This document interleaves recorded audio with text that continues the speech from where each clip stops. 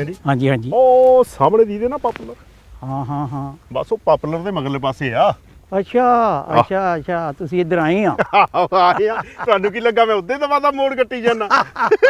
ਉਹ ਜਿਹੜੇ ਢਾਰੀ ਨਜ਼ਰ ਆਉਂਦੇ ਪਏ ਆ, ਬਸ ਇਹ ਅੱਜ ਇੱਥੇ ਅਸੀਂ ਜਾਣਾ। ਹਾਂ ਬਿਲਕੁਲ ਬਿਲਕੁਲ, ਬਹੁਤ ਵਧੀਆ ਬਹੁਤ ਵਧੀਆ। ਤੁਸੀਂ ਬਾਬਾ, ਇਹ ਮੈਨੂੰ ਬੜੀ ਖੁਸ਼ੀ ਦੀ ਗੱਲ ਆ ਵੀ ਤੁਸੀਂ ਇਦਾਂ ਪਿੰਡਾਂ ਦੇ ਵਿੱਚ ਵਿਚਰਦੇ ਰਹਿੰਦੇ ਆ। ਹਾਂ ਨਹੀਂ ਚੰਗਾ, ਦੇਖੋ ਆ ਹੁਣ ਨਜ਼ਾਰੇ ਲੱਭਣੇ ਕਿਤੇ ਪਹਿਲਾਂ। ਇਹ ਨਾ ਨਾ ਨਾ ਨਾ ਨਾ ਨਾ, ਐਵੇਂ ਥੋੜਾ ਕਹਿੰਦੇ ਵੀ ਸਾਡੇ ਪਿੰਡਾਂ ਦੇ ਵਿੱਚ ਇਹ ਵੀ ਇੱਥੇ ਘੜਿਓਂ ਪਾਣੀ ਨਹੀਂ ਨੱਸਦਾ, ਸਾਡੇ ਖੇਤਾਂ ਵਿੱਚ ਰੱਬ ਵਸਦਾ। ਬਿਲਕੁਲ ਬਿਲਕੁਲ, ਐਵੇਂ ਥੋੜਾ ਕਹਿੰਦੇ ਆ, ਹੈ ਨਾ। ਆ ਦੇਖੋ ਤੁਸੀਂ ਕਣਕ ਵੀ ਆਪਣੀ ਜਿੱਡੀ ਹੋਈ ਆ, ਜਿੱਡੀ ਆਪਣੇ ਆ, ਹੈ ਨਾ। ਤੇ ਆਓ ਪਿੱਛੇ ਝਾਤੀ ਮਾਰੋ ਤਾਂ ਕਮਾਦ ਕਿੰਨਾ, ਕਮਾਦ ਦੇਖੋ ਹੈ। ਇੱਧਰ ਕਮਾਦ, ਅੱਛਾ ਇੱਧਰ ਕਮਾਦ। ਇਹ ਦੀਦਾ ਤੁਹਾਨੂੰ ਸਾਰਾ ਕੁਝ ਪਤਾ ਕਾਤੇ ਆ? ਹਾਂ, ਕਰਕੇ ਧੁੱਪ ਚੜਿਆ ਜੀ, ਉਹ ਸੂਰਜ ਬਾਬਾ ਆ ਗਿਆ। ਮਤਲਬ ਤੁਹਾਡੇ ਕਹਿੰਦਾ ਵੀ ਮੇਰੀਆਂ ਅੱਖਾਂ ਕਮਜ਼ੋਰ ਆ, ਇਹ ਧੁੱਪ ਕਰਕੇ ਦੀਦਾ। ਉਹ ਨਹੀਂ ਨਹੀਂ, ਇਦਾਂ ਨਹੀਂ ਮੈਂ ਕਹਿੰਦਾ, ਮੈਂ ਸਿਰਫ ਇੰਨੀ ਗੱਲ ਕਹਿੰਦਾ ਵੀ ਸਵੇਰੇ ਠੰਡ ਬਹੁਤ ਸੀ। ਸਵੇਰੇ ਠੰਡ ਸੀ, ਪਰ ਮੈਂ ਨਹਾ ਕੇ ਆਇਆ, ਮੈਨੂੰ ਪਤਾ ਤੁਸੀਂ ਇਹੀ ਪੁੱਛਣਾ ਅੱਗੇ।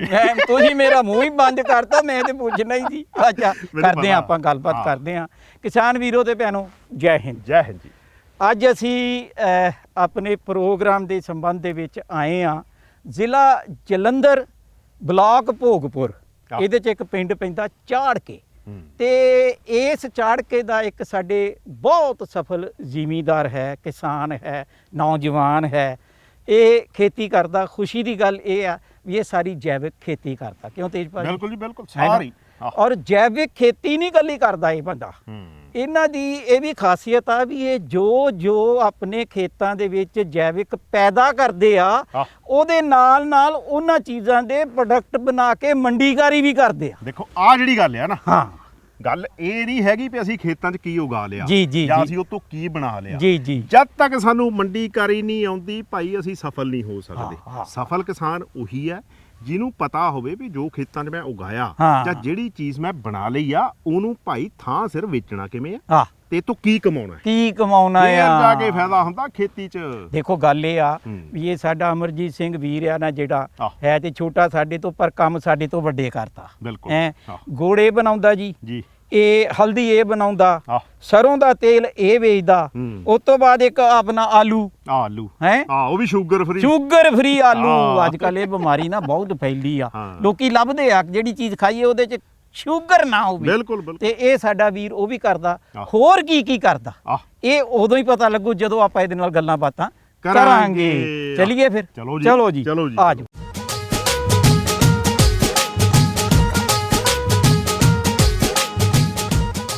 ਆਜੋ ਫਿਰ, ਆ ਲੱਗ ਹੀ ਆ ਗਏ ਕਿ ਆਪਾਂ ਲੈ ਹੋਰ ਆ ਜਾਓ। ਪਹੁੰਚ ਹੀ ਗਏ ਆ। ਲਾਗੇ ਕੀ ਆ ਗਿਆ, ਉਹ ਲਓ ਅਮਰਜੀਤ ਸਿੰਘ ਹੁਣ ਸਾਡੇ ਵੱਲ ਤੁਰੇ ਆਉਂਦੇ ਆ। ਮਾਰੋ ਬਾਜ ਇਹਨਾਂ ਨੂੰ, ਆਜੋ ਅਮਰਜੀਤ ਜੀ, ਇੱਥੇ ਆਓ ਇੱਥੇ ਵਿਚਕਾਰ। ਹੋਰ ਸੁਣਾਓ? ਬਸ ਠੀਕ ਠਾਕ ਜੀ। ਹੋ ਠੀਕ ਠਾਕ ਪਹੁੰਚੇ ਜੀ? ਹਾਂਜੀ ਬਿਲਕੁਲ ਠੀਕ ਠਾਕ ਜੀ, ਠੀਕ ਠਾਕ। ਉਹ ਤੇ ਪਹੁੰਚੇ ਆ, ਪਹੁੰਚਣਾ ਤੇ ਆਪਾਂ ਹੀ ਨਹੀਂ, ਆਪਾਂ ਤੇ ਪਹੁੰਚ ਗਏ, ਇਹ ਵੀ ਤਾਂ ਉਧਰੋਂ ਦੇਖ ਕੇ ਨੱਠੇ ਆਏ ਨਾ। ਹਾਂਜੀ ਮੈਂ ਕਿਹਾ ਵੀ ਅੱਜ ਟੀਮ ਆਈ ਸਾਡੇ ਖੇਤਾਂ ਦੇ ਵਿੱਚ, ਜਾ ਕੇ ਮਿਲੀਏ ਸਹੀ। ਔਰ ਮੇਰੇ ਵੱਲੋਂ ਮਿੱਠਾ ਸਿੰਘ ਜੀ ਤੇ ਤੇਜਪਾਲ ਜੀ, ਤੁਹਾਨੂੰ ਔਰ ਸਾਰੀ ਟੀਮ ਨੂੰ ਔਰ ਪ੍ਰੋਗਰਾਮ ਦੇਖ ਰਹੇ ਸਾਰੇ ਦਰਸ਼ਕਾਂ ਨੂੰ ਸਤਿ ਸ਼੍ਰੀ ਅਕਾਲ ਜੀ। ਹਾਂਜੀ, ਤੁਹਾਨੂੰ ਵੀ ਜੀ ਆਇਆ ਸਾਡੇ ਪ੍ਰੋਗਰਾਮ 'ਚ। ਬਿਲਕੁਲ ਜੀ, ਬਿਲਕੁਲ ਤੁਹਾਡੇ ਪਿੰਡ ਆ ਕੇ ਕਹਿੰਦੇ ਆ ਜੀ ਆਇਆ। ਹਾਂਜੀ ਬਿਲਕੁਲ ਬੜਾ ਜੀ। ਦੇਖੋ ਮੈਂ ਤੇ ਤੇਜਪਾਲ ਜੀ ਪਹਿਲਾਂ ਹੀ ਗੱਲਾਂ ਕਰਦੇ ਸੀ ਤੁਹਾਡੀਆਂ, ਬਈ ਬਹੁਤ ਮਿਹਨਤ ਕੀਤੀ ਆ ਇੱਥੇ ਤੱਕ ਪਹੁੰਚਣ ਵਾਸਤੇ। ਕਿਉਂ ਤੇਜਪਾਲ ਹੈ ਨਾ, ਪਿੰਡ ਚਾੜ ਕੇ ਹੈ ਵੀ ਆਪਣਾ ਆਪ ਵੀ ਚੜ ਕੇ ਹੀ ਆ, ਸਭ ਤੋਂ ਜ਼ਿਆਦਾ ਚੜ੍ਹਦੇ ਆ ਇਹਨਾਂ ਦੀ ਇੱਥੇ। ਮੈਂ ਕਹਿੰਦਾ ਨੰਬਰ ਲੱਗਦੇ, ਲੋਕੀ ਕਿਤੇੋਂ ਦੀ ਕਿਤੇੋਂ ਪੁੱਛ ਕੇ ਆਉਂਦੇ ਆ ਇੱਥੇ ਸਮਾਨ ਲੈਣ। ਆਉਂਦੇ ਕਿਉਂ ਆਉਂਦੇ ਭਲਾ? ਕਿਉਂਕਿ ਕੰਮ ਚੰਗਾ ਕਰਦੇ। ਚੰਗਾ ਬਸ ਉਹੀ ਆ ਨਾ ਅਸਲ ਗੱਲ ਹੁੰਦੀ ਮਿੱਠਾ ਸਿੰਘ ਜੀ। ਇਹੋ ਆ ਵੀ ਤੁਸੀਂ ਜਿਹੜਾ ਕੰਮ ਕਰਦੇ ਆ ਨਾ ਅਮਰਜੀਤ ਜੀ, ਉਹ ਇਸ ਹਿਸਾਬ ਨਾਲ ਕਰੋ ਵੀ ਦੁਨੀਆ ਨੂੰ ਲੱਗੇ ਵੀ ਹਾਂ ਉਹਨਾਂ ਕੋਲ ਵਧੀਆ ਤੇ ਕੁਝ ਅਲੱਗ ਕਰ ਰਹੇ ਆ, ਵੱਖਰਾ ਕਰ ਰਹੇ ਆ। ਬਿਲਕੁਲ ਲੋਕਾਂ ਨੂੰ ਖਿੱਚਦੀ ਆ। ਅਮਰਜੀਤ ਸਿੰਘ ਜੀ, ਦੇਖੋ ਗੱਲ ਇਹ ਆ ਵੀ ਅਸੀਂ ਤੇ ਤੁਹਾਡੇ ਬਾਰੇ ਬਹੁਤ ਕੁਝ ਜਾਣਦੇ ਆ, ਹੈ ਵੀ ਤੁਸੀਂ ਇਕੱਲੀ ਜੈਵਿਕ ਖੇਤੀ ਹੋਈ ਨਹੀਂ ਕਰਦੇ, ਬਹੁਤ ਸਾਰੀਆਂ ਚੀਜ਼ਾਂ ਬਣਾਉਂਦੇ ਵੀ ਹੋ, ਉਹ ਜਿਹੜੀਆਂ ਚੀਜ਼ਾਂ ਬੀਜਦੇ ਹੋ ਉਹਨਾਂ 'ਚ। ਤੇ ਸਭ ਤੋਂ ਪਹਿਲਾਂ ਤੇ ਮੈਂ ਤੇ ਤੇਜਪਾਲ ਤੇ ਸਾਡੇ ਦੇਖਣ ਵਾਲੇ ਜਿਹੜੇ ਸਾਡੇ ਦਰਸ਼ਕ ਆ, ਇਹ ਜਾਣਨਾ ਚਾਹੁੰਦੇ ਆ ਵੀ ਇਹ ਜੈਵਿਕ ਖੇਤੀ ਕਰਨ ਦਾ ਇਹ ਵਿਚਾਰ ਕਦੋਂ ਆਇਆ ਤੇ ਕਿਵੇਂ ਆਇਆ? ਹਾਂਜੀ, ਸਭ ਤੋਂ ਪਹਿਲਾਂ ਮੈਂ ਦੱਸਣਾ ਚਾਹੁੰਦਾ ਕਿ ਅਸੀਂ ਸਨ 2006 ਤੱਕ ਕੈਮੀਕਲ ਖੇਤੀ ਕਰਦੇ ਸੀ, ਜਿਵੇਂ ਆਮ ਕਿਸਾਨ ਕਰਦੇ ਆ। ਔਰ ਕੈਮੀਕਲ ਖੇਤੀ ਦੇ ਵਿੱਚ ਵੀ ਅਸੀਂ ਇਸ ਏਰੀਆ ਦੇ ਵਿੱਚ ਆਪਣੇ ਏਰੀਆ ਦੇ ਵਿੱਚ ਇੱਕ ਮਾਸਟਰ ਦੀ ਤਰ੍ਹਾਂ ਸੀਗੇ ਤੇ ਕਿਉਂਕਿ ਅਸੀਂ ਉਹ ਜਿਵੇਂ ਨਵੀਆਂ ਦਵਾਈਆਂ ਵਰਤਣੀਆਂ ਗਾਂ ਤੋਂ ਗਾਂ ਹੋਰ ਤੇਜ਼ ਦਵਾਈਆਂ ਵਰਤਣੀਆਂ ਏਰੀਏ ਦੇ ਲੋਕ ਕਿਸਾਨ ਵੀ ਕਈ ਵਾਰੀ ਪੁੱਛਦੇ ਹੁੰਦੇ ਸੀ ਕਿ ਸਾਡੀ ਮੱਕੀ ਨੂੰ ਸੁੰਡੀ ਪੈ ਗਈ ਯਾਰ ਮਾਰਦੀ ਨੂੰ ਹੁਣ ਕਿਹੜੀ ਸਪਰੇਅ ਕਰੀਏ ਝੋਨੇ ਨੂੰ ਬਾਸਮਤੀ ਨੂੰ ਕਿਹੜੀ ਦਵਾਈ ਪੈਣੀ ਆ ਔਰ ਕਦੋਂ ਪੈਣੀ ਆ ਯਾਨੀ ਉਹ ਸਾਡੇ ਕੋਲੋਂ ਸਾਨੂੰ ਮੂੰਹ ਜ਼ਬਾਨੀ ਸਾਰਾ ਕੁਝ ਯਾਦ ਸੀਗਾ ਮਤਲਬ ਖਾਦਾਂ ਤੇ ਉਹਦੀਆਂ ਦਵਾਈਆਂ ਉਹ ਚ ਵੀ ਤੁਸੀਂ ਮਾਸਟਰ ਸੀਗੇ ਤੇ ਉਹ ਕਹਿੰਦੇ ਹੁੰਦੇ ਨਾ ਕਿਸੇ ਚੀਜ਼ ਦੀ ਅਖੀਰ ਹੁੰਦੀ ਆ ਤੇ ਬੰਦੇ ਦਾ ਜਿਹੜਾ ਦਿਮਾਗ ਆ ਉਹ ਕਿਤੇ ਨਾ ਕਿਤੇ ਜਾ ਕੇ ਘੰਟੀ ਵੱਜਦੀ ਆ ਕਿ ਆਪਾਂ ਗਲਤ ਰਸਤੇ ਤੇ ਤੁਰੇ ਆ ਕੋਈ ਨਾ ਕੋਈ ਅਚਾਨਕ ਇੱਕ ਇਦਾਂ ਦਾ ਉਹ ਵੀ ਬਣ ਜਾਂਦਾ ਸਮਾਂ ਆ ਜਾਂਦਾ ਵੀ ਜਦੋਂ ਤੁਹਾਨੂੰ ਸਬੱਬ ਬਣ ਜਾਣਾ ਸਾਡੇ ਕੋਲ ਕਾਰਨ ਇਹ ਬਣਿਆ ਵੀ ਮੇਰੇ ਚਾਚਾ ਜੀ ਦਾ ਬੇਟਾ ਸੁਖਵਿੰਦਰ ਸਿੰਘ 19 ਸਾਲ ਦੀ ਉਮਰ ਦੇ ਵਿੱਚ ਸਾਰੇ 2004 ਦੇ ਵਿੱਚ ਬਲੱਡ ਕੈਂਸਰ ਦੇ ਨਾਲ ਸਾਨੂੰ ਵਿਛੋੜਾ ਦੇ ਗਿਆ ਤੇ ਜਿੱਥੋਂ ਸਾਡੇ ਪਿਤਾ ਜੀ ਦੇ ਦਿਮਾਗ ਦੇ ਵਿੱਚ ਇਹ ਗੱਲ ਆਈ ਕਿਉਂਕਿ ਸਾਡੇ ਇਸ ਕੰਮ ਦੇ ਵਿੱਚ ਆਉਣ ਵਾਸਤੇ ਸਾਡੇ ਪਿਤਾ ਜੀ ਨੇ ਹੀ ਇਹ ਦਿਮਾਗ ਦੇ ਵਿੱਚ ਮੋੜਾ ਨਾ ਪਾਇਆ ਉਹਨਾਂ ਸਾਨੂੰ ਦੋਨਾਂ ਭਰਾਵਾਂ ਨੂੰ ਮੈਨੂੰ ਤੇ ਛੋਟੇ ਭਰਾ ਕਰਮਜੀਤ ਸਿੰਘ ਭੰਗੂ ਨੂੰ ਦੋਨਾਂ ਨੂੰ ਬਿਠਾਇਆ ਕਹਿੰਦੇ ਵੀ ਜਿਹੜੀਆਂ ਆਪਾਂ ਇੰਨੀਆਂ ਜ਼ਹਿਰਾਂ ਪਾਉਂਦੇ ਆ ਇਹ ਵੀ ਕਿਤੇ ਨਾ ਕਿਤੇ ਆਪਣਾ ਵਾਤਾਵਰਨ ਪ੍ਰਦੂਸ਼ਿਤ ਕਰਦੀਆਂ ਔਰ ਆਪਾਂ ਜਿਹੜੀ ਇਹ ਚੀਜ਼ ਖਾ ਰਹੇ ਆ ਜਾਂ ਅਸੀਂ ਕਿਸੇ ਨੂੰ ਖਵਾ ਰਹੇ ਆ ਇਹ ਵੀ ਅੰਦਰ ਜਾ ਕੇ ਸਾਨੂੰ ਬਿਮਾਰੀਆਂ ਦਾ ਕਾਰਨ ਬਣ ਰਹੀ ਹੈ ਹਾਂਜੀ ਤੇ ਸੋ ਸਨ 2006 ਦੇ ਵਿੱਚ ਕਿਉਂਕਿ ਅਸੀਂ ਪਹਿਲਾਂ ਤੋਂ ਹੀ ਜੁੜੇ ਹੋਏ ਸੀ ਖੇਤੀਬਾੜੀ ਮਹਿਕਮਾ ਕ੍ਰਿਸ਼ੀ ਵਿਗਿਆਨ ਕੇਂਦਰ ਪੰਜਾਬ ਐਗਰੀਕਲਚਰ ਯੂਨੀਵਰਸਿਟੀ ਔਰ ਬਾਗਬਾਨੀ ਵਿਭਾਗ ਇਹਨਾਂ ਸਾਰਿਆਂ ਦੇ ਨਾਲ ਅਸੀਂ ਮੀਟਿੰਗਾਂ ਜਾਣਾ ਟ੍ਰੇਨਿੰਗਾਂ ਤੇ ਜਾਣਾ ਸਾਡਾ ਚੰਗਾ ਤਾਲਮੇਲ ਇਹਨਾਂ ਨਾਲ ਹੁਣ ਵੀ ਹੈਗਾ ਸੋ ਸਾਨੂੰ ਬਾਗਬਾਨੀ ਵਿਭਾਗ ਵੱਲੋਂ ਇੱਕ ਆਈ ਆਫਰ ਕਿ ਇੱਕ ਪ੍ਰਾਈਵੇਟ ਕੰਪਨੀ ਹੈ ਉਹ ਆਰਗੈਨਿਕ ਖੇਤੀ ਕਰਵਾਊ ਸਰਟੀਫਿਕੇਸ਼ਨ ਵੀ ਕਰਵਾਊ 3 ਸਾਲ ਦੀ ਹਾਂਜੀ ਸਨ 2004 ਦੇ ਵਿੱਚ ਅਸੀਂ 2.5 ਏਕੜ ਜਿਹੜੀ ਜ਼ਮੀਨ ਆ ਉਹ ਆਰਗੈਨਿਕ ਵੱਲ ਲਿਆਂਦੀ ਤੇ 2007 ਵਿੱਚ ਅਸੀਂ ਜਿਹੜੀ ਆਪਣੀ ਬਚਦੀ ਸੀਗੀ ਜ਼ਮੀਨ ਉਹ ਟੋਟਲ ਦੀ ਟੋਟਲ 12 ਏਕੜ ਅਸੀਂ ਇੱਧਰ ਕਰ ਦਿੱਤੀ ਕਿਉਂਕਿ ਪਿਤਾ ਜੀ ਨੇ ਸਾਨੂੰ ਦੋਵਾਂ ਭਰਾਵਾਂ ਨੂੰ ਬੈਠ ਕੇ ਕਿਹਾ ਕਹਿੰਦੇ ਯਾਰ ਇਹ ਥੋੜੀ ਖਾ ਲਓ ਬਈ ਹਾਂ ਚੱਜ ਦੀ ਖਾਓ ਬਈ ਕਿਉਂਕਿ ਸਾਡੇ ਡੈਡ ਜੀ ਬਹੁਤ ਜਾਗਰੂਕ ਸੀਗੇ ਉਹ ਮੈਗਜ਼ੀਨ ਪੜ੍ਹਨੇ ਅਖਬਾਰਾਂ ਪੜ੍ਹਨੀਆਂ ਬਾਹਰ ਅੰਦਰ ਘੁੰਮਦੇ ਰਹਿੰਦੇ ਸੀ ਜਾਗਰੂਕ ਸੀ ਹੋਣ ਕਰਕੇ ਨਾ ਉਹਨਾਂ ਨੇ ਸਾਨੂੰ ਸਮਝਾਇਆ ਤੇ ਅਸੀਂ ਵੀ ਸਮਝ ਗਏ ਤੇ ਅਸੀਂ 2007 ਦੇ ਵਿੱਚ ਖੇਤਾਂ 'ਚੋਂ ਅੱਗ ਲਾਉਣੀ ਬੰਦ ਕਰਤੀ ਕੈਮੀਕਲ ਖਾਦ ਕੈਮੀਕਲ ਸਪਰੇਅ ਯਾਨੀ ਇੱਕ ਹਿਸਾਬ ਨਾਲ ਅਸੀਂ ਕਸਮ ਖਾ ਲਈ ਇੱਥੇ ਮਨ ਵਿੱਚ ਕਿ ਅਸੀਂ ਹੁਣ ਇਹ ਚੀਜ਼ਾਂ ਆਪਣੇ ਖੇਤਾਂ ਵਿੱਚ ਨਹੀਂ ਪਾਉਣੀਆਂ ਉਹ ਕੀ ਕਹਿੰਦੇ ਹੁੰਦੇ ਤੇਜਪਾਲ ਜੀ ਯੂ ਟਰਨ ਲੈ ਲਿਆ ਅੱਛਾ ਉਹੀ ਗੱਲ ਮੈਂ ਸੋਚਦਾ ਸੀ ਮਿੱਠਾ ਸਿੰਘ ਜੀ ਸਰਦਾਰ ਅਮਰਜੀਤ ਸਿੰਘ ਜੀ ਜਿੱਦਾਂ ਹੁਣ ਆਪਾਂ ਗੱਲ ਕੀਤੀ ਤੁਸੀਂ ਗੱਲਾਂ ਸਾਨੂੰ ਦੱਸੀਆਂ ਨਾ ਕੁਝ ਕਾਰਨ ਇਹੋ ਜਿਹੇ ਬਣ ਗਏ ਕੁਝ ਘਰ ਦੇ ਵਿੱਚ ਉਹੋ ਜਿਹੀ ਦੁਰਘਟਨਾ ਦਾ ਹੋ ਜਾਣਾ ਇੱਕ ਜਵਾਨ ਮੁੰਡੇ ਦਾ ਚਲੇ ਜਾਣਾ ਤੁਹਾਡੀ ਸੋਚ ਉੱਥੋਂ ਜਾਗ ਪਈ ਹਾਂਜੀ ਹੈ ਨਾ ਹੁਣ ਇੱਕ ਸੋਚ ਜਿਹੜੀ ਆ ਸੋਚ ਤੇ ਸਾਡੀ ਪਲ ਪਲ ਬਦਲਦੀ ਹੈ ਅਸੀਂ ਹਰ ਸੋਚ ਨੂੰ ਅਮਲੀ ਜਾਮਾ ਨਹੀਂ ਪਹਿਨਾਉਂਦੇ ਤੇ ਅਮਲੀ ਜਾਮਾ ਜਿਹੜਾ ਉਹ ਸੋਚ ਨੂੰ ਪਹਿਨਾਉਣਾ ਜਿਹੜਾ ਹੁੰਦਾ ਵੀ ਔਖਾ ਤੇ ਜਦੋਂ ਤੁਹਾਡੀ ਇਹ ਸੋਚ ਬਣੀ ਪਈ ਭਾਈ ਹੁਣ ਅਸੀਂ ਆ ਜ਼ਹਿਰਾਂ ਵਾਲੀ ਤੇ ਜ਼ਿਆਦਾ ਖਾਦਾਂ ਵਾਲੀ ਖੇਤੀ ਨਹੀਂ ਕਰਨੀ ਹੁਣ ਅਸੀਂ ਕੁਦਰਤੀ ਖੇਤੀ ਵੱਲ ਨੂੰ ਰੁੱਖ ਕਰਨਾ ਹੈ ਅਸੀਂ ਮੁੜਨਾ ਹੈ ਤੇ ਫਿਰ ਜਿਹੜੀ ਸੇਧ ਆ ਕਿਤੇ ਜਾ ਕੇ ਦੇਖਿਆ ਹੀ ਹੋਊਗਾ ਕੋਈ ਦੇਖਿਆ ਹੋਊਗਾ ਆਪਣੇ ਇਲਾਕੇ 'ਚ ਕੋਈ ਕਰਦਾ ਹੋਊਗਾ ਜਾਂ ਕਿਤੇ ਵੀ ਉਹ ਕਿੱਥੋਂ ਜਾ ਕੇ ਤੁਸੀਂ ਦੇਖਿਆ ਤੇ ਭਾਈ ਇਹਦਾ ਤੇ ਦੂਜੀ ਖੇਤੀ ਦਾ ਕਿੰਨਾ ਕੁ ਫਰਕ ਆ ਹਾਲਾਂਕਿ ਸਾਡੇ ਵਿਭਾਗ ਜਿਹੜੇ ਉਹ ਚਲੋ ਜੋ ਕਰਦੇ ਸਾਡੀ ਮਦਦ ਕਰਦੇ ਹੀ ਆ ਪਰ ਉਹ ਜਿਹੜੀ ਪ੍ਰਤੱਖ ਨੂੰ ਪ੍ਰਮਾਣ ਵਾਲੀ ਗੱਲ ਹੁੰਦੀ ਆ ਸਾਹਮਣੇ ਦੇਖ ਕੇ ਪਤਾ ਲੱਗਦਾ ਇਦਾਂ ਸੀ ਜੀ ਜਦੋਂ ਅਸੀਂ ਉਹ ਪ੍ਰਾਈਵੇਟ ਕੰਪਨੀ ਦੇ ਨਾਲ ਕੀਤਾ ਕਿ ਕੁਦਰਤੀ ਖੇਤੀ ਕੁਛ ਤਾਂ ਤਰੀਕੇ ਸਾਨੂੰ ਉਹਨਾਂ ਨੇ ਦੱਸੇ ਕਰਵਾਏ ਵੀ ਪਰ ਬਦਕਿਸਮਤੀ ਸਾਡੀ ਇਹ ਸੀ ਕਿ 2 ਸਾਲ ਉਹ ਕੰਪਨੀ ਨੇ ਸਾਨੂੰ ਸਰਟੀਫਿਕੇਸ਼ਨ ਦਿੱਤੀ ਉਸ ਤੋਂ ਬਾਅਦ ਤੀਸਰੇ ਸਾਲ ਉਹ ਕੰਪਨੀ ਫਲॉप ਹੋ ਗਈ ਪਤਾ ਨਹੀਂ ਚੱਲ ਗਈ ਕੀ ਮਤਲਬ ਸਾਨੂੰ ਛੱਡਤਾ ਜਿਹੜੇ ਵੀ ਕਿਸਾਨ ਸੀਗੇ ਆਰਗੈਨਿਕ ਕਰ ਰਹੇ ਉਹ ਸਾਰੇ ਵਿੱਚ ਹੀ ਰਹਿ ਗਏ ਜੀ ਸਾਡੇ ਡੈਡ ਜੀ ਕਹਿਣ ਲੱਗੇ ਕਿ ਹੁਣ ਆਪਾਂ ਕੋਈ ਗੱਲ ਨਹੀਂ ਆਪਾਂ ਕੁਦਰਤੀ ਖੇਤੀ ਕਰੀ ਜਾਣੀ ਆ ਸਾਡੀ ਸਰਟੀਫਿਕੇਸ਼ਨ ਅਜੇ ਹੋਵੇ ਜਾਂ ਨਾ ਹੋਵੇ ਸੋ ਅਸੀਂ ਲੱਗੇ ਰਹੇ ਉਸ ਤੋਂ ਬਾਅਦ ਦੇ ਵਿੱਚ ਸਾਨੂੰ ਖੇਤੀਬਾੜੀ ਡਿਪਾਰਟਮੈਂਟ ਨੇ ਸਾਨੂੰ ਸਲਾਹ ਦਿੱਤੀ ਕਿ ਤੁਸੀਂ ਇਦਾਂ ਕਰੋ ਜੇ ਕਿਉਂਕਿ ਤੁਹਾਡਾ ਮਨ ਤਾਂ ਬਣਿਆ ਹੀ ਆ ਕਿ ਤੁਸੀਂ ਕੁਦਰਤੀ ਖੇਤੀ ਕਰਨੀ ਆ ਧਾਰ ਲਿਆ ਸੀ ਤੇ ਤੁਸੀਂ ਇਦਾਂ ਕਰੋ ਪਿੰਗਲਵਾੜਾ ਫਾਰਮ ਤੇ ਜਾ ਕੇ ਵਿਜ਼ਿਟ ਕਰੋ ਕਾਫੀ ਵੱਡਾ ਹੋ ਗਿਆ ਹਾਂਜੀ ਸੋ ਮੈਂ ਮੇਰਾ ਭਰਾ ਔਰ ਪਿਤਾ ਜੀ ਅਸੀਂ ਤਿੰਨੋਂ ਜਾਣੇ ਉੱਥੇ ਪਿੰਗਲਵਾੜਾ ਫਾਰਮ ਤੇ ਗਏ ਡਾਕਟਰ ਰਾਜਵੀਰ ਸਿੰਘ ਜੀ ਹੁਣਾਂ ਨੇ ਸਾਨੂੰ ਬਹੁਤ ਵਧੀਆ ਗਾਈਡ ਕੀਤਾ ਬੜਾ ਹੌਸਲਾ ਅਫਜ਼ਾਈ ਕੀਤੀ ਉਹਨਾਂ ਨੇ ਸਾਡੀ ਤੇ ਅਸੀਂ 3-4 ਵਾਰ ਉੱਥੇ ਵਿਜ਼ਿਟ ਕਰਨ ਤੋਂ ਬਾਅਦ ਦੇ ਵਿੱਚ ਸਾਨੂੰ ਸੰਤੁਸ਼ਟੀ ਬਿਲਕੁਲ ਹੋਰ ਸਾਡਾ ਮਨ ਪੱਕਾ ਹੋ ਗਿਆ ਕਿ ਅਸੀਂ ਜਿਹੜੇ ਰਸਤੇ ਤੇ ਤੁਰੇ ਆ ਨਾ ਇਹ ਬਿਲਕੁਲ ਸਹੀ ਆ ਸੋ ਉਸ ਤੋਂ ਬਾਅਦ ਸਨ 2011 ਦੇ ਵਿੱਚ ਸਾਨੂੰ ਮੁਲਾਕਾਤ ਹੁੰਦੀ ਆ ਖੇਤੀ ਵਿਰਾਸਤ ਮਿਸ਼ਨ ਇੱਕ ਸੰਸਥਾ ਹੈਗੀ ਹੈ ਜਿਹੜੀ ਕੁਦਰਤੀ ਖੇਤੀ ਕਰਾਉਂਦੀ ਹਾਂਜੀ ਉਹਨਾਂ ਤੋਂ ਸਾਨੂੰ ਕੈਂਪ ਤੋਂ ਇਹ ਪਤਾ ਲੱਗਾ ਜਾਣਕਾਰੀ ਮਿਲੀ ਉਹਨਾਂ ਦਾ ਕੈਂਪ ਅਟੈਂਡ ਕੀਤਾ ਤਾਂ ਇਹ ਪਤਾ ਲੱਗਾ ਕਿ ਜਿਹੜੀ ਕੁਦਰਤੀ ਖੇਤੀ ਦੀ ਜਿਹੜੀ ਫਸਲ ਆ ਇਹਨੂੰ ਨਮੀ ਚਾਹੀਦੀ ਆ ਫਲੱਡ ਵਾਟਰ ਨਹੀਂ ਚਾਹੀਦਾ ਅੱਛਾ ਹਾਂ ਉੱਥੋਂ ਫਿਰ ਸਾਡਾ ਥੋੜਾ ਜਿਹਾ ਹੋਰ ਚੇਂਜ ਹੋਇਆ ਖੇਤੀ ਕਰਨ ਦਾ ਤਰੀਕਾ। ਅਸੀਂ ਖੇਤੀ ਨੂੰ ਫਿਰ ਬੈੱਡਾਂ ਤੇ ਕਰਨ ਲੱਗ ਪਏ। ਉਹ ਸਾਲ ਕਣਕ ਬੀਜਣੀ ਸੀਗੀ ਤੇ ਅਸੀਂ ਕਿਹਾ ਅਸੀਂ ਤਾਂ ਪਲੇਨ ਦੇ ਵਿੱਚ ਬੀਜ ਕੇ ਪਾਣੀ ਲਾਉਣੇ, ਹੁਣ ਇਹਨੂੰ ਬੈੱਡਾਂ ਤੇ ਕਿੱਦਾਂ ਬੀਜੀਏ। ਫਿਰ ਅਸੀਂ ਉਹ ਕਣਕ ਦਾ ਛੱਟਾ ਦੇ ਕੇ ਰਿੱਜਰ ਫੇਰ ਦਿੱਤੇ, ਆਲੂਆਂ ਵਾਲੇ ਵੱਟਾਂ ਬਣਾਤੀਆਂ, ਕਣਕ ਵੱਟਾਂ ਦੇ ਵਿੱਚ ਆ ਗਈ ਤਾਂ ਅਸੀਂ ਉਹ ਖਾਲੀਆਂ ਦੇ ਵਿੱਚ ਪਾਣੀ ਲਾਉਣਾ ਸ਼ੁਰੂ ਕਰਤਾ। ਸੋ ਕਿਉਂਕਿ ਅਸੀਂ ਖੁਦ ਵੀ ਦੇਖਿਆ ਕਿ ਜਿੱਦਾਂ ਹੁਣ ਵੱਟਾਂ ਦੇ ਉੱਤੇ ਫਸਲ ਕਿਤੇ ਹੁੰਦੀ ਨਾ ਉੱਚੇ ਥਾਂ ਦੇ ਪਾਣੀ ਘੱਟ ਮਿਲਦਾ ਉਹਨੂੰ, ਉੱਥੇ ਫਸਲ ਜ਼ਿਆਦਾ ਵਧੀਆ ਹੁੰਦੀ ਹੈ। ਸੋ ਉਹ ਵੀ ਸਾਡੇ ਦਿਮਾਗ ਦੇ ਵਿੱਚ ਗੱਲ ਬਹਿ ਗਈ ਕਿ ਬਿਲਕੁਲ ਠੀਕ ਗੱਲ ਹੈ। ਸੋ ਉਸ ਤੋਂ ਬਾਅਦ ਖੇਤੀ ਵਿਰਾਸਤ ਮਿਸ਼ਨ ਵੀ ਇੱਕ ਸਾਡੇ ਦੇ ਨਾਲ ਕਹਿ ਲਓ ਕਿ ਇੱਕ ਸੰਸਥਾ ਹੋਰ ਜੁੜ ਗਈ, ਅਸੀਂ ਉਹਨਾਂ ਨਾਲ ਜੁੜ ਗਏ ਤੇ ਸੋ ਹੁਣ ਅਸੀਂ ਜਿੱਥੋਂ ਵੀ ਸਾਨੂੰ ਸਿੱਖਣ ਨੂੰ ਮਿਲਦਾ ਨਾ ਅਸੀਂ ਉੱਥੇ ਹੀ ਪਹੁੰਚ ਜਾਈਦਾ। ਹਰ ਇੱਕ ਦੇ ਕੋਲੋਂ ਜੋ ਵਧੀਆ ਲੱਗਦਾ ਅਸੀਂ ਉਹਨੂੰ ਅਪਣਾ ਲਈਦਾ। ਗੱਲ ਇਹ ਆ ਅਮਰਜੀਤ ਸਿੰਘ ਜੀ, ਬਹੁਤ ਵਧੀਆ ਤੁਸੀਂ ਮੋੜਾ ਪਾਇਆ ਹੈ, ਕੁਦਰਤ ਦੇ ਨੇੜੇ ਹੋ ਗਏ। ਹਾਂਜੀ। ਅੱਛਾ, ਮੈਂ ਆ ਝਾਤੀ ਮਾਰਦਾ ਪਿਆ ਹਾਂ ਚਾਰੇ ਪਾਸੇ ਵੀ ਤੁਹਾਡੇ ਇਲਾਕੇ 'ਚ ਕਮਾਦ ਬੜਾ ਹੈ। ਇਹ ਕੁਝ ਤੇ ਤੁਹਾਡਾ ਆਪਣਾ ਹੋਣਾ, ਕੁਝ ਪਿੰਡ ਵਾਲਿਆਂ ਦਾ ਵੀ ਹੋਣਾ। ਬਿਲਕੁਲ। ਇਹ ਫਿਰ ਭੋਗਪੁਰ ਲੈ ਕੇ ਜਾਂਦੇ ਆ ਤੁਸੀਂ ਮੇਲ 'ਚ? ਇਹ ਦੇਖੋ ਜੀ, ਸਨ 2011 ਤੋਂ ਤੱਕ ਤਾਂ ਅਸੀਂ ਜਿਹੜਾ ਆਰਗੈਨਿਕ ਗੰਨਾ ਬੀਜਦੇ ਸੀ ਨਾ ਜੀ, ਅਸੀਂ ਮਿੱਲ 'ਚ ਹੀ ਖੜਦੇ ਸੀ। ਅੱਛਾ। ਤੇ ਉਹ ਕੁਦਰਤੀ ਜਿਵੇਂ ਸਾਡੇ ਪਿਤਾ ਜੀ ਦੇ ਦਿਮਾਗ 'ਚ ਗੱਲ ਆਈ, ਕਹਿੰਦੇ ਆਪਾਂ ਆਰਗੈਨਿਕ ਗੰਨਾ ਮਿੱਲ 'ਚ ਲੈ ਕੇ ਜਾਂਦੇ ਆ ਤੇ ਆਪਾਂ ਵੇਲਣਾ ਹੀ ਕਿਉਂ ਨਾ ਲਾ ਦਈਏ ਗੁੜ ਬਣਾਉਣ ਨੂੰ, ਘਰੇ ਕਿਉਂ ਨਾ ਮਿੱਲ ਲਾ ਲਈਏ। ਹਾਂਜੀ। ਪਹਿਲੇ ਸਾਲ ਅਸੀਂ ਦੋਨਾਂ ਭਰਾਵਾਂ ਨੇ ਸੋਚਿਆ ਕਿ ਪਿਤਾ ਜੀ ਸਾਨੂੰ ਮਤਲਬ ਕਹਿ ਪੰਜਾਬੀ ਪੰਗੇ 'ਚ ਪਾਉਣ ਲੱਗੇ ਆ, ਹੈਨਾ, ਹੁੰਦਾ ਹੀ ਹੈ ਨਾ ਵੀ ਗੁੜ ਬਣਾਵਾਂ, ਕਿੱਦਾਂ ਬਣਾਉਣਾ ਗੁੜ, ਇਹਨੂੰ ਵੇਚਾਂਗੇ ਕਿੱਥੇ, ਬੜਾ ਇੱਕ ਸਵਾਲ ਸੀਗਾ ਸਾਡੇ ਅੱਗੇ। ਤੇ ਅਸੀਂ ਸਨ 2012 ਦੇ ਵਿੱਚ ਵੇਲਣਾ ਲਾਇਆ ਤੇ ਮੈਨੂੰ ਯਾਦ ਆ ਉਸ ਤੋਂ ਪਹਿਲਾਂ ਡੈਡ ਜੀ ਦਾ ਐਕਸੀਡੈਂਟ ਹੋ ਗਿਆ ਸੀ ਤੇ ਵੇਲਣਾ ਸੀ ਲੇਟ ਚਲਾਇਆ, ਜਿਹੜਾ ਪਹਿਲਾ ਸੀਜ਼ਨ ਚਲਾਉਣਾ ਸੀ ਤੇ ਅਸੀਂ ਬਾਕੀ ਗੰਨਾ ਮਿਲ ਤੇ ਲੈ ਗਏ, 1 ਏਕੜ ਗੰਨਾ ਰੱਖਿਆ ਸੀ। 6 ਅਪ੍ਰੈਲ ਨੂੰ ਪਹਿਲੇ ਦਿਨ ਗੁੜ ਕੱਢਿਆ ਸੀ ਜੀ। 6 ਅਪ੍ਰੈਲ ਨੂੰ ਜਦ ਕਿ ਉਦੋਂ ਵੇਲਣੇ ਬੰਦ ਹੋ ਜਾਂਦੇ ਆ। ਕਹਿੰਦੇ ਗੰਨਾ ਥੋੜਾ ਖੱਟਾ ਸਾਡੇ ਮੋਰੇ ਦਾ ਬੜਾ ਚੈਲੰਜ ਸੀਗਾ ਕਿ ਉੱਤੋਂ ਅਪ੍ਰੈਲ ਦਾ ਮਹੀਨਾ ਆ ਗਿਆ, ਉੱਤੋਂ ਗੰਨਾ 1 ਏਕੜ ਖੜਾ, ਇਹਨੂੰ ਹੁਣ ਵੇਚਾਂ ਕਿੱਥੇ ਜੀ। ਪਰ ਤੁਸੀਂ ਸੱਚ ਜਾਣਿਓ, ਅਸੀਂ ਗੁੜ ਕੱਢਿਆ ਤੇ ਸਾਡਾ ਗੁੜ ਉਹ 1 ਏਕੜ ਸੀ 15 ਦਿਨਾਂ ਦੇ ਵਿੱਚ ਕੱਢ ਦਿੱਤਾ, ਪਰ ਸਾਡੇ ਕੋਲ ਗੁੜ ਉਹ ਨਾ ਖਾਣ ਲਈ ਨਹੀਂ ਬਚਿਆ। ਜਿੱਥੋਂ ਸਾਨੂੰ ਇੱਕ એનર્ਜੀ ਮਿਲ ਗਈ, ਸਾਨੂੰ ਬੂਸਟ ਮਿਲ ਗਿਆ ਦੋਨਾਂ ਭਰਾਵਾਂ ਨੂੰ ਕਿ ਇਹ ਸਾਡਾ ਰਸਤਾ ਬਿਲਕੁਲ ਸਹੀ ਆ। ਸੋ ਉੱਥੋਂ ਫਿਰ ਅਸੀਂ ਕੀ ਕੀਤਾ ਕਿ ਅਗਲੇ ਸਾਲ ਗੰਨਾ ਜਿਹੜਾ ਸੀ ਮਿਲ ਤੇ ਖਾਣਾ ਬੰਦ ਕਰਤਾ। ਫਿਰ ਗੰਨਾ ਵਧਾਉਂਦੇ ਅੱਜ ਦੇ ਜਿਹੜਾ ਇਸ ਸੀਜ਼ਨ ਦੇ ਵਿੱਚ ਸਾਡੇ ਕੋਲ 9.5 ਏਕੜ ਆਪਣਾ ਗੰਨਾ ਹੈ ਜੀ ਆਰਗੈਨਿਕ।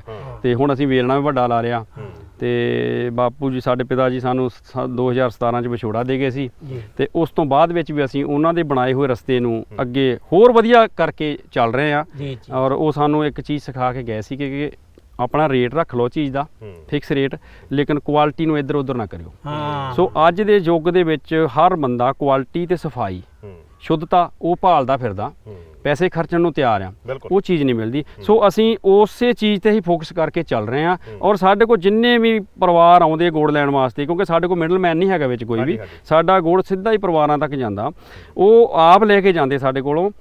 ਇੱਥੇ ਚੱਲ ਕੇ ਇਸੇ ਕਰਕੇ ਆਉਂਦੇ ਆ ਕਿਉਂਕਿ ਉਹਨਾਂ ਨੂੰ ਸਾਡੇ ਤੇ ਵਿਸ਼ਵਾਸ ਹੈ, ਯਕੀਨ ਹੈ ਔਰ ਚੀਜ਼ ਉਹਨਾਂ ਨੇ ਪਰਖੀ ਹੋਈ ਆ ਤੇ ਅਸੀਂ ਕੁਆਲਿਟੀ ਤੋਂ ਮਤਲਬ ਕੁਆਲਿਟੀ ਦੇ ਉੱਤੇ ਫੋਕਸ ਕੀਤਾ ਸਾਰਾ ਜੀ। ਬਹੁਤ ਵਧੀਆ ਕੀਤਾ। ਹਾਂਜੀ ਸਰਦਾਰ ਅਮਰਜੀਤ ਸਿੰਘ ਜੀ, ਜਿੱਦਾਂ ਤੁਸੀਂ ਗੱਲ ਕਰਦੇ ਆ, ਇਹ ਮਹੀਨ ਕੰਮ ਹੈ ਜਿਹੜਾ ਜਦੋਂ ਆਪਾਂ ਜੈਵਿਕ ਖੇਤੀ ਕਹਿੰਦੇ ਆਪਾਂ ਸ਼ੁਰੂ ਕਰਦੇ ਆ ਨਾ, ਇਹ ਉਹ ਮੋਟੇ ਵਾਲਾ ਕੰਮ ਨਹੀਂ ਵੀ ਛਟਾ ਦੇਤਾ ਮੁੜ ਕੇ ਜੀ ਫਲਾਨਾ ਕਰਤਾ। ਇਹਦੀ ਜ਼ਮੀਨ ਦੀ ਤਿਆਰੀ ਕਰਨੀ ਪੈਂਦੀ ਹੈ। ਬਿਲਕੁਲ। ਉਹ ਕਹਿੰਦੇ ਪਹਿਲਾਂ ਕੁਝ ਟਾਈਮ ਵੀ ਲੱਗਦਾ, ਕਿਉਂ ਮਿੱਠਾ ਸਿੰਘ ਜੀ? ਬਿਲਕੁਲ ਬਿਲਕੁਲ। ਉਹ ਜਿਹੜਾ ਤਿਆਰੀ ਦਾ ਟਾਈਮ ਆ, ਕਹਿੰਦੇ ਥੋੜਾ ਬਹੁਤਾ ਝਾੜ ਵੀ ਡਿੱਗਦਾ। ਅੱਧੇ ਲੋਕੀ ਸਾਡੇ ਜੈਵਿਕ ਖੇਤੀ ਆ ਇਸ ਕਰਕੇ ਨਹੀਂ ਆਉਂਦੇ ਕਿਉਂਕਿ ਉਹਨਾਂ ਨੂੰ ਲੱਗਦਾ ਵੀ ਭਾਈ ਸਾਨੂੰ ਝਾੜ ਡਿੱਗ ਪਊਗਾ। ਬਿਲਕੁਲ, ਹੈਨਾ।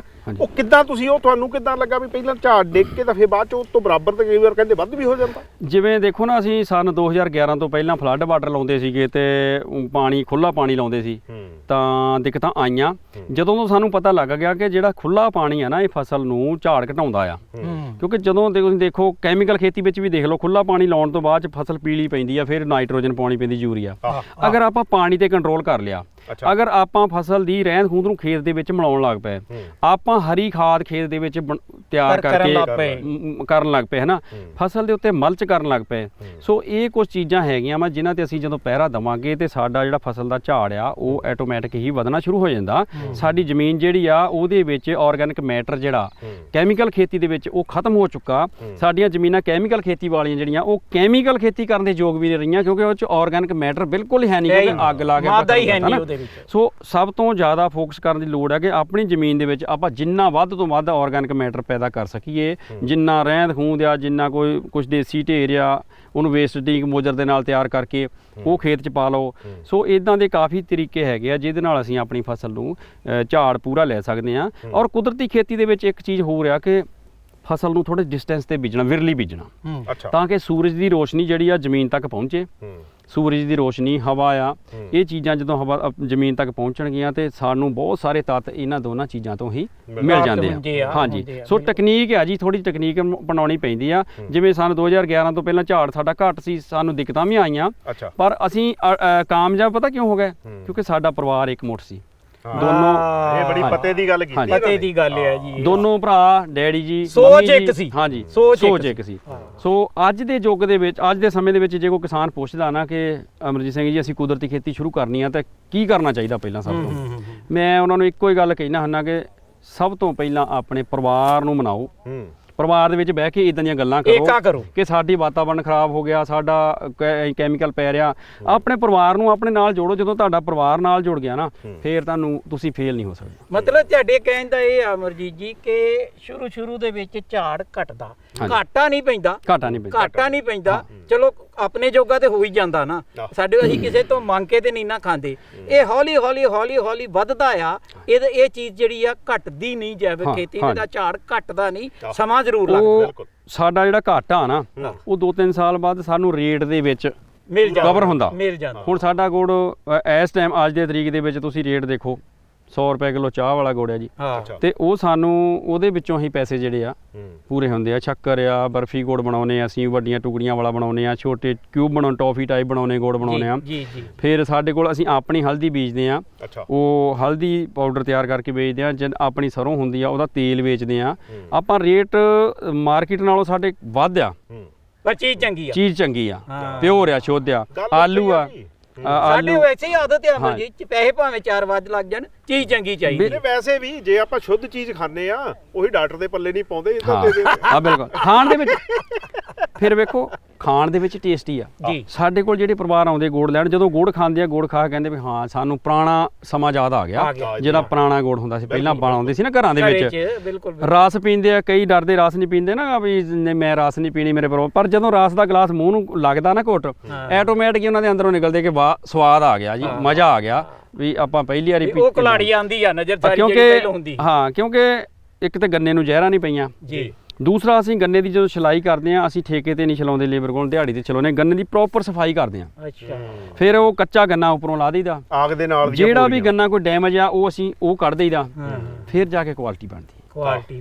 ਅੱਛਾ, ਹਲਦੀ ਵਾਲੇ ਪਾਸੇ ਆਈਏ, ਇਹ ਨਾਲ ਫਿਰ ਤੁਸੀਂ ਗੰਨਾ ਵੱਖਰੀ ਚੀਜ਼, ਹਲਦੀ ਵੱਖਰੀ ਚੀਜ਼, ਹਾਂਜੀ ਹੈ ਨਾ, ਇਹ ਕਿਵੇਂ ਸੋਚ ਆਈ ਵੀ ਹਲਦੀ ਵੀ ਅਸੀਂ ਆਪਣੀ ਬੀਜਾਂਗੇ, ਆਪ ਪੀਸਾਂਗੇ ਤੇ ਆਪ ਹੀ ਮੰਡੀਕਾਰੀ ਕਰਾਂਗੇ? ਪਹਿਲਾਂ ਅਸੀਂ ਨਾ ਹਲਦੀ ਬੀਜਦੇ ਹੁੰਦੇ ਸੀ 5 ਮਰਲੇ 6 ਮਰਲੇ, ਪਹਿਲਾਂ ਜਦੋਂ ਸ਼ੁਰੂ ਕੀਤੀ ਖੇਤੀ ਹੈ ਨਾ, 5-6 ਮਰਲੇ ਹਲਦੀ ਬੀਜਣੀ, ਕੁਛ ਘਰ ਖਾ ਲੈਣੀ, ਕੁਛ ਜਿਵੇਂ ਕੋਈ ਕਣਕ ਲੈਣ ਆਇਆ, ਕਿਉਂਕਿ ਆਰਗੈਨਿਕ ਕਣਕ ਵੀ ਅਸੀਂ ਵੇਚਦੇ ਆ, ਉਹ ਕਣਕ ਲੈਣ ਆਏ, ਉਹਨਾਂ ਨੂੰ ਦੱਸਣਾ ਕਿ ਸਾਡੀ ਹਲਦੀ ਆ, ਉਹ ਥੋੜੀ ਜਿਹੀ ਦੇਣੀ ਉਹਨਾਂ ਨੂੰ ਕਿ ਟੇਸਟ ਕਰਿਓ। ਉਹ ਫਿਰ ਜਿੱਦਾਂ ਸਾਡੇ ਕੰਜ਼ਿਊਮਰ ਵੱਧ ਗਏ ਤੇ ਅਸੀਂ ਉਹ 5 ਮਰਲਿਆਂ ਤੋਂ ਹੁਣ ਅਸੀਂ 7 ਕਨਾਲਾਂ ਹਲਦੀ ਜਿਹੜੀ ਹਰ ਸਾਲ ਬੀਜੀ ਦੀ ਆ, ਐਤਕੀ 10 ਕਨਾਲ ਬੀਜ ਰਹੇ ਆ। ਉਹ ਹਲਦੀ ਗੱਲ ਇਹ ਆ ਕਿ ਆਪਾਂ ਕੋਈ ਇਹਦੇ ਵਿੱਚ ਮਿਲਾਵਟ ਨਹੀਂ ਕਰਦੇ। ਬਾਜ਼ਾਰ ਜਿਹੜੀਆਂ ਹਲਦੀਆਂ ਮਿਲਦੀਆਂ ਨਾ ਉਹ 'ਚ ਮਿਲਾਵਟਾਂ ਬਹੁਤ ਹੋ ਰਹੀਆਂ, ਬਹੁਤ ਜ਼ਿਆਦਾ। ਹਾਂਜੀ, ਸੋ ਪਿਓਰ ਚੀਜ਼ ਦੇਈਦੀ ਆ, ਉਹਦੀ ਡੋਜ਼ ਜਿਹੜੀ ਆ ਸਬਜ਼ੀ ਦੇ ਵਿੱਚ ਘੱਟ ਪੈਣੀ ਆ।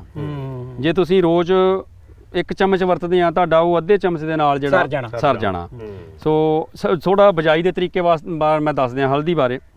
ਹਲਦੀ ਦਾ ਜਦੋਂ ਅਸੀਂ ਬੀਜਦੇ ਆ ਨਾ, ਇਹਦਾ ਸਮਾਂ ਹੈਗਾ 15 ਮਾਰਚ ਤੋਂ 15 ਮਈ। ਹਾਂ, ਬਿਲਕੁਲ ਇੱਥੇ ਤੱਕ ਇਹਦਾ ਸਮਾਂ ਬਿਜਾਈ ਦਾ। ਅਸੀਂ ਹਲਦੀ ਨੂੰ ਬੀਜ ਕੇ ਤੇ ਉਹਦੇ ਉੱਤੇ ਪਰਾਲੀ ਦੇ ਨਾਲ ਪੂਰਾ ਖੇਤ ਢੱਕ ਦੇਈਦਾ, ਮਲਚਿੰਗ ਕਰ ਦੇਈਦੀ ਆ।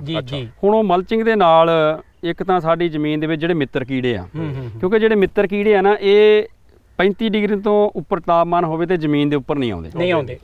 ਤੇ ਮਈ ਜੂਨ ਦੇ ਵਿੱਚ ਬਹੁਤ ਗਰਮੀ ਹੁੰਦੀ ਆ, ਤੇ ਉਦੋਂ ਮਤਲਬ ਉਹ ਜਦੋਂ ਆਪਾਂ ਮਲਚਿੰਗ ਕਰ ਦਿੰਦੇ ਨਾ ਇੰਨੀ ਮੋਟੀ, ਜਾਨੀ ਕਹ ਲਓ 3-3 ਪੋਟੇ ਮਲਚਿੰਗ ਕਰ ਦਿੰਦੇ ਆ, ਤੇ ਉਹ ਜਿਹੜੇ ਮਿੱਤਰ ਥੱਲੇ ਠੰਡ ਹੁੰਦੀ ਆ ਔਰ ਹਨੇਰਾ ਹੁੰਦਾ, ਤੇ ਉਹ ਮਿੱਤਰ ਕੀੜੇ ਜਿਹੜੇ ਆਪਣਾ ਸਾਰਾ ਕੰਮ ਕਰਨ ਲੱਗ ਪੈਂਦੇ ਆ ਸਾਰੇ ਉੱਪਰ ਆ ਕੇ ਜ਼ਮੀਨ ਦੇ ਵਿੱਚ।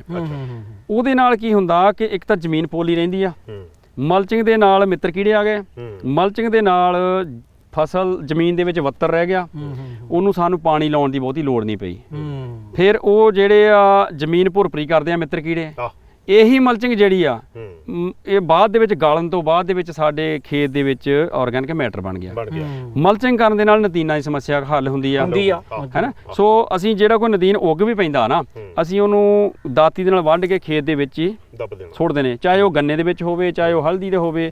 ਅਸੀਂ ਕਦੇ ਵੀ ਇੱਕ ਤੀਲਾ ਵੀ ਖੇਤ ਦੇ ਵਿੱਚੋਂ ਬਾਹਰ ਨਹੀਂ ਕੱਢਦੇ। ਸੋ ਇਸ ਤਰੀਕੇ ਫਿਰ ਅਸੀਂ ਮੈਂ ਪ੍ਰੋਸੈਸਿੰਗ ਦੀ ਗੱਲ ਦੱਸਦਾ ਹਲਦੀ ਦੀ। ਅਸੀਂ ਪਹਿਲਾਂ ਬਾਜ਼ਾਰੋਂ ਭਿਆ ਕੇ ਲਿਆਉਂਦੇ ਹੁੰਦੇ ਸੀ। ਅੱਛਾ।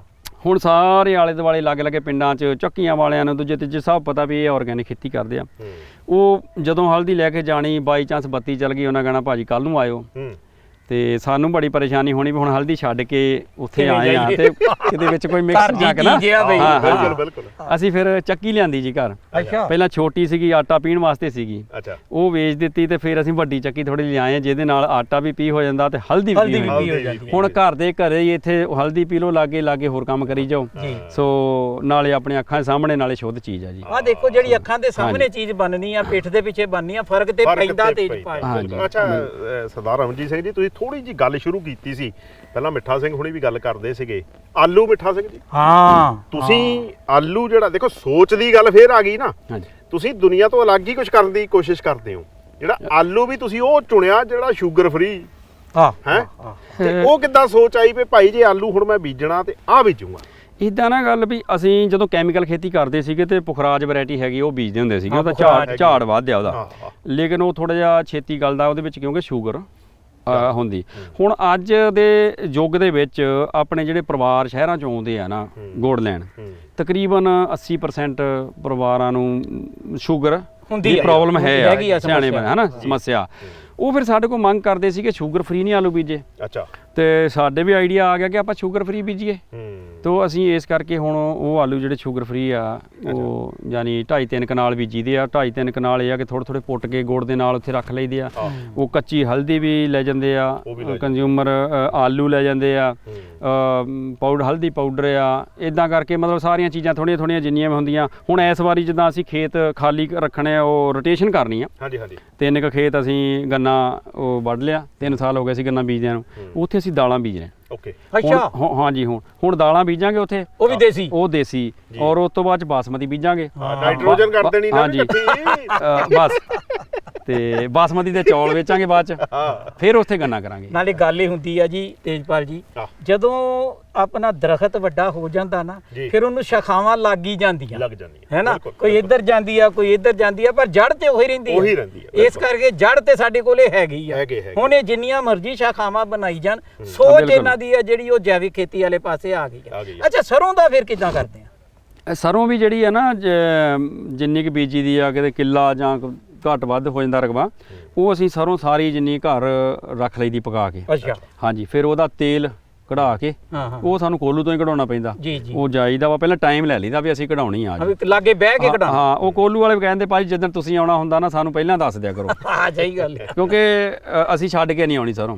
ਤੇ ਫਿਰ ਉਹ ਟਾਈਮ ਲੈ ਕੇ ਵੀ ਕੱਲ ਨੂੰ ਆਇਓ ਜਾਂ ਪਰਸੋਂ, ਫਿਰ ਉਦੋਂ ਲੈ ਜਾਣੀ, ਤੇਲ ਕਢਾਉਣਾ। ਤੇਲ ਨੂੰ ਫਿਰ ਪਏ ਰਹਿਣ ਦੇਣਾ 15-20 ਦਿਨ ਡਰਮ ਦੇ ਵਿੱਚ। ਉਹ ਜਿੰਨੀ ਗਾਰ ਆ ਥੱਲੇ ਬਹਿ ਜਾਣੀ, ਜਿਹੜਾ ਕੱਚੀ ਘਾਣੀ ਦਾ ਤੇਲ, ਉਹ ਗਾਰ ਬਹਿ ਜਾਂਦੀ ਆ, ਫਿਲਟਰ ਹੋ ਗਿਆ ਤੇਲ। ਉਹ ਫਿਰ ਕੱਚੀ ਘਾਣੀ ਦਾ ਤੇਲ ਜਿਹੜਾ ਆਪਾਂ ਅੱਗੇ ਵੇਚਦੇ। ਇੱਕ ਚੀਜ਼ ਮੈਂ ਹੋਰ ਦੱਸਣੀ ਚਾਹੁੰਦਾ ਆਪਣੇ ਪਰਿਵਾਰ ਬਾਰੇ, ਆਪਣੇ ਮਾਤਾ ਜੀ ਪਿਤਾ ਜੀ ਬਾਰੇ। ਜੀ ਕਿ ਸਾਡੇ ਪਿਤਾ ਜੀ ਕੁਦਰਤੀ ਖੇਤੀ ਤਾਂ ਸ਼ੁਰੂ ਕਰਾ ਹੀ ਗਏ ਸਾਨੂੰ, ਲੇਕਿਨ ਉਹਨਾਂ ਨੇ ਸਨ 2014 ਦੇ ਵਿੱਚ ਆਪਣਾ ਔਰ ਮੰਮੀ ਜੀ ਦਾ ਜਿਹੜਾ ਸਰੀਰ ਸੀ ਨਾ, ਉਹ ਪੂਰੇ ਦਾ ਪੂਰਾ ਦਾਨ ਲਿਖ ਕੇ ਦੇ ਦਿੱਤਾ ਸੀ। ਅੱਛਾ। ਹਾਂਜੀ। ਸੋ ਜਦੋਂ ਸਾਡੇ ਪਿਤਾ ਜੀ ਦੀ ਡੈਥ ਹੋਈ ਆ 2017 ਦੇ ਵਿੱਚ, ਤੇ ਅਸੀਂ ਉਹਨਾਂ ਦਾ ਸਾਰਾ ਸਰੀਰ ਜਿਹੜਾ ਉਹ ਹਸਪੀਟਲ ਨੂੰ ਸੌਂਪ ਦਿੱਤਾ। ਉਹਨਾਂ ਦੀ ਸੋਚ ਇਹ ਸੀ ਕਿ ਮੈਂ ਜੀਂਦੇ ਜੀ ਸੋਸ਼ਲ ਵਰਕ ਵੀ ਬਹੁਤ ਕੀਤਾ, ਮੈਂ ਇਸ ਪਾਸੇ ਵੀ ਆਇਆ। ਮੇਰੇ ਦੁਨੀਆ ਤੋਂ ਜਾਣ ਤੋਂ ਬਾਅਦ ਚ ਮੇਰਾ ਸਰੀਰ ਜਿਹੜਾ ਵਾ ਉਹ ਹਸਪੀਟਲ ਦੇ ਵਿੱਚ ਜਿਹੜੇ ਡਾਕਟਰੀ ਕਰ ਰਹੇ ਆ ਨਾ ਬੱਚੇ, ਉਹ ਮੇਰੇ ਸਰੀਰ ਤੋਂ ਰਿਸਰਚ ਕਰਕੇ ਇੱਕ ਚੰਗੇ ਡਾਕਟਰ ਪੈਦਾ ਹੋਣ, ਔਰ ਉਹ ਗਾਂ ਜਿਹੜੀ ਆ ਸੇਵਾ ਵਧੀਆ ਤਰੀਕੇ ਨਾਲ ਕਰਨ। ਤੇ ਮੰਮੀ ਜੀ ਸਾਡੇ ਬਿਲਕੁਲ ਠੀਕ ਠਾਕ ਆ। ਤੇ ਹਾਂਜੀ, ਉਹਨਾਂ ਦਾ ਬੜਾ ਸਾਨੂੰ ਆਸ਼ੀਰਵਾਦ ਆ। ਤੇ ਸੋ ਇਸ ਕਰਕੇ ਬਹੁਤ ਵਧੀਆ ਜੀ ਨਹੀਂ ਬਹੁਤ ਵਧੀਆ ਸੋਚ ਸੀ ਜੀ ਤੁਹਾਡੇ ਪਿਤਾ ਜੀ ਦੀ ਔਰ ਇਹੋ ਜਿਹੇ ਬੰਦੇ ਆ ਜਿਹੜੇ ਗਾਂ ਆਉਣ ਵਾਲੇ ਜਾਂ ਨਸਲਾਂ ਨੂੰ ਸਾਡੀਆਂ ਨੂੰ ਸੇਧ ਦਿੰਦੇ ਆ ਔਰ ਤੁਸੀਂ ਉਹਨਾਂ ਕੋਲੋਂ ਸਿੱਖ ਕੇ ਉਹਨਾਂ ਦੀ ਸੇਧ ਲੈ ਕੇ ਅੱਜ ਚੱਲ ਰਹੇ ਹੋ। ਹਾਂਜੀ ਗੱਲ ਇਹ ਆ ਤੇਜਪਾਲ ਜੀ ਬਹੁਤ ਖੁਸ਼ੀ ਹੋਈ, ਬਹੁਤ ਵਧੀਆ ਲੱਗਾ ਅੱਜ ਅਮਰਜੀਤ ਜੀ ਤੁਹਾਡੇ ਪਿੰਡ ਸਾਨੂੰ ਆ ਕੇ ਚਾਰੇ ਪਾਸੇ ਅਸੀਂ ਜਦੋਂ ਨਿਗਾਹ ਮਾਰੀ ਸਾਨੂੰ ਵਾਕਈ ਲੱਗਾ ਵੀ ਚਾੜ ਕੇ ਪਿੰਡ 'ਚ ਸਰਦਾਰ ਅਮਰਜੀਤ ਸਿੰਘ ਜੀ ਦੇ ਘਰ ਆਏ ਆ ਤੇ ਤੁਸੀਂ ਜਿਹੜੀ ਜਾਣਕਾਰੀ ਦਿੱਤੀ ਹੈ ਨਾ ਇਹ ਸਾਡੀ ਤੇ ਜਾਣਕਾਰੀ 'ਚ ਵਾਧਾ ਕੀਤਾ ਹੀ ਆ, ਨਾਲ ਨਾਲ ਸਾਡੇ ਸੁਣਨ ਵਾਲੇ ਦੇਖਣ ਵਾਲੇ ਜਿਹੜੇ ਸਾਨੂੰ ਵੇਖ ਰਹੇ ਆ ਦੂਰ ਦਰਾਡੇ ਹੈ ਨਾ ਉਹਨਾਂ ਵੀ ਇੱਕ ਮੋੜਾ ਪਾਉਣ ਦਾ ਰਾਹ ਦਿਖਾਇਆ ਹੈ ਨਾ। ਬਹੁਤ ਬਹੁਤ ਸ਼ੁਕਰੀਆ ਜੀ ਤੁਹਾਡਾ ਵੀ ਇੱਥੇ ਬਹੁਤ ਬਹੁਤ ਜੀ ਆਇਆਂ ਨੂੰ, ਤੁਸੀਂ ਸਾਡੇ ਘਰ ਆਏ, ਸੋ ਬਹੁਤ ਬਹੁਤ ਧੰਨਵਾਦ ਜੀ।